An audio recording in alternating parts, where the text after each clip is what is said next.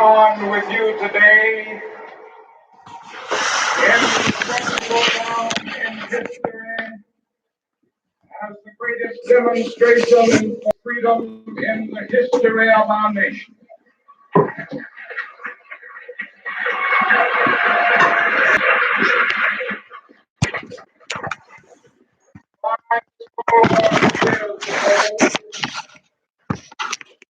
A great American in whose symbolic shadow we stand today signed the Emancipation Proclamation. This momentous decree came as a great beacon light of hope to millions of Negro slaves who had been seared in the flames of withering injustice. It came as a joyous daybreak to end the long night of their captivity. But 100 years later, the Negro still is not free. 100 years later, the life of the Negro is still sadly crippled by the manacles of segregation and the chains of discrimination. 100 years later, the Negro lives on a lonely island of poverty in the midst of a vast ocean of material prosperity. 100 years later, the Negro is still languished in the corners of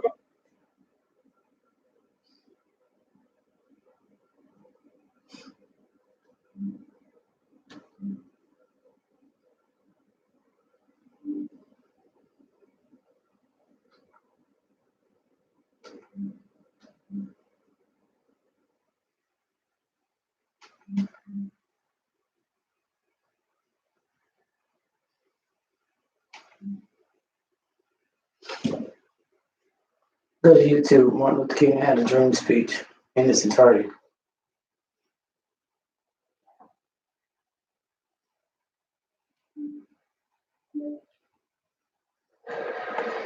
The Negro lives on a lonely island of poverty in the midst of a vast ocean of material prosperity.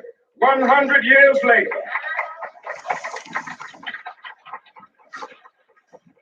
the Negro is still languished in the corners of American society and finds himself in exile in his own land. And so we've come here today to dramatize a shameful condition. In a sense, we've come to our nation's capital to cash a check. When the architects of our republic wrote the magnificent words of the Constitution and the Declaration of Independence, they were signing a promissory note to which every American was to fall heir. This note was a promise that all men, yes, black men as well as white men, would be guaranteed the unalienable rights of life, liberty, and the pursuit of happiness. It is obvious today that America has defaulted on this promissory note insofar as her citizens of color are concerned. Instead of honoring this sacred obligation, America has given the Negro people a bad check, a check which has come back marked insufficient funds.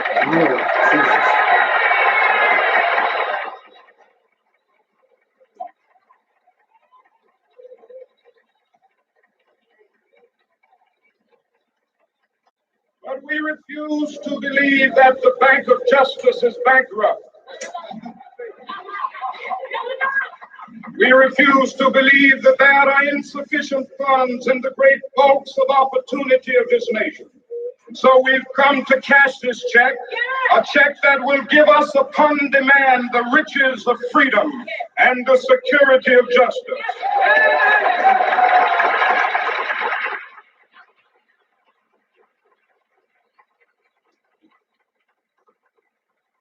We have also come to this hallowed spot to remind America of the fierce urgency of now. This is no time to engage in the luxury of cooling off or to take the tranquilizing drug of gradualism.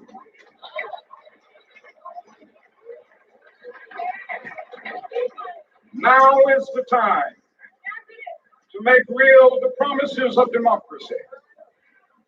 Now is the time to rise from the dark and desolate valley of segregation to the sunlit path of racial justice. Now is the time to lift our nation from the quicksands of racial injustice to the solid rock of brotherhood. Now is the time to make justice a reality for all of God's children.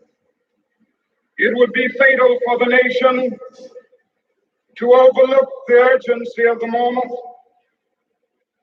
This sweltering summer of the Negro's legitimate discontent will not pass until that is an invigorating autumn of freedom and equality. 1963 is not an end, but a beginning.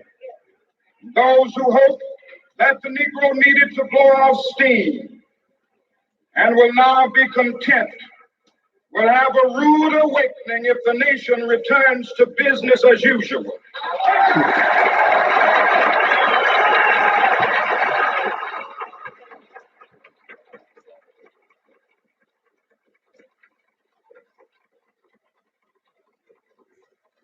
There will be neither rest nor tranquility in America until the Negro has granted his citizenship rights. The whirlwinds of revolt will continue to shake the foundations of our nation until the bright day of justice emerges. That is something that I must say to my people who stand on the warm threshold which leads into the palace of justice. In the process of gaining our rightful place, we must not be guilty of wrongful deeds. Let us not seek to satisfy our thirst for freedom by drinking from the cup of bitterness and hatred.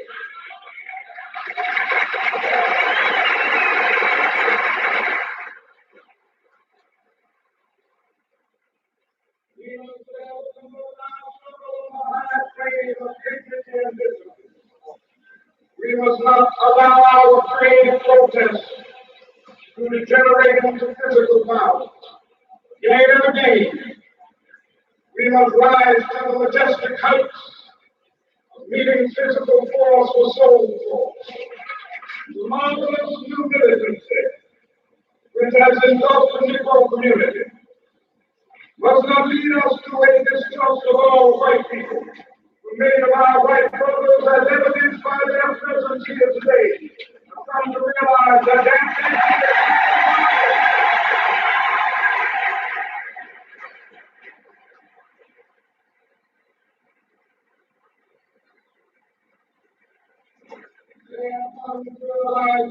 freedom is inextricably bound to our freedom. We cannot walk alone. As we walk, we must make the pledge that we shall always march ahead. We cannot turn back. There are those who are asking the devotees of civil rights, when will you be satisfied? We can never be satisfied as long as the Negro is the victim of the unspeakable horrors of police brutality. We can never be satisfied as long as our body is heavy with the fatigue of travel. Cannot gain lodging in the motels and the highways and the hotels of the city.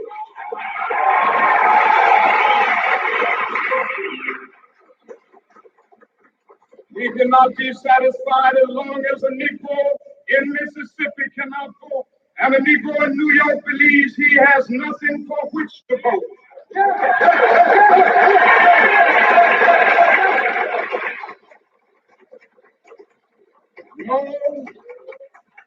No, we are not satisfied, and we will not be satisfied until justice rolls down like waters and righteousness like a mighty stream.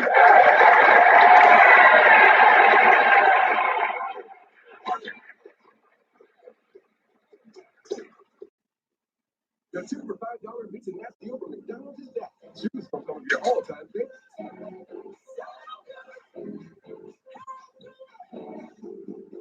Well, hurry in. 2 for $5 Mix and Match won't be here much longer.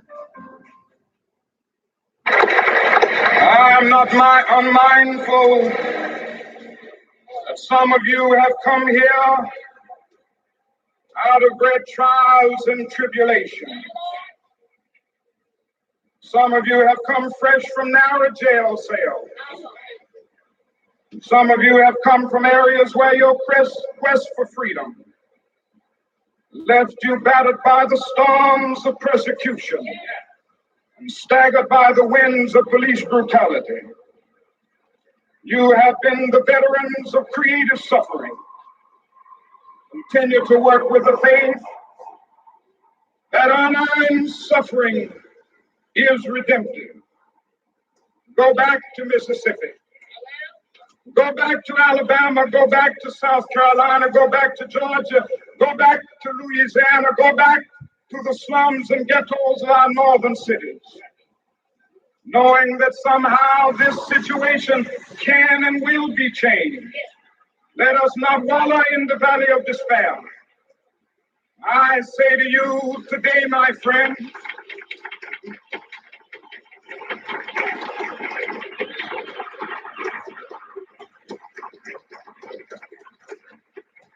so even though we face the difficulties of today and tomorrow, I still have a dream. It is a dream deeply rooted in the American dream. I have a dream that one day this nation will rise up, live out the true meaning of its creed. We hold these truths to be self-evident that all men are created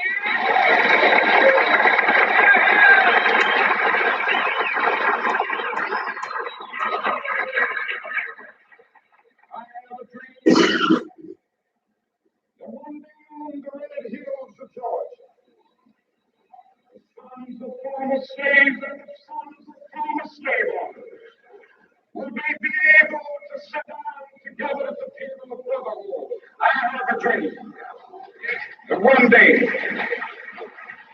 even the state of Mississippi, the state sweltering with the heat of injustice, sweltering with the heat of oppression, be transformed into oases of freedom and justice. I have a dream.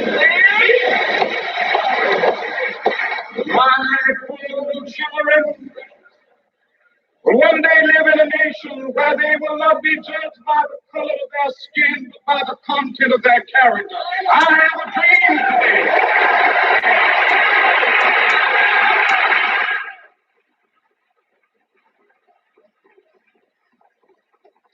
I have a dream that one day, down in Alabama, with its vicious racists, with its governor having his lips dripping with the words of interposition and nullification. One day right there in Alabama, little black boys and black girls will be able to join hands with little white boys and white girls as sisters and brothers. I have a dream today.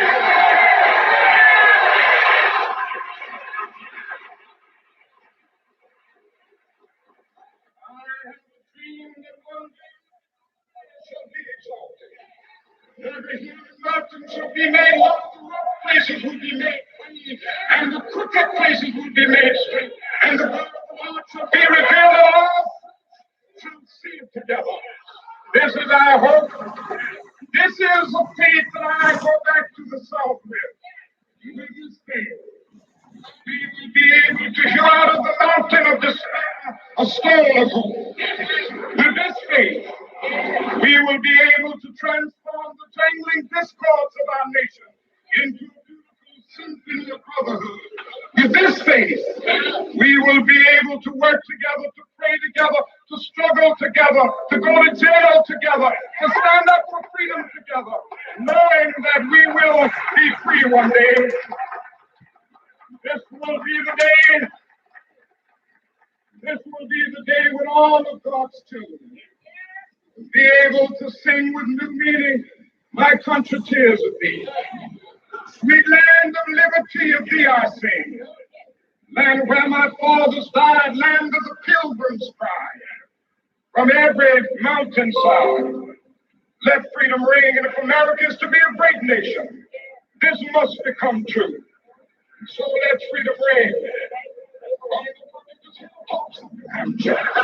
Let freedom ring. From the mighty mountains of New York.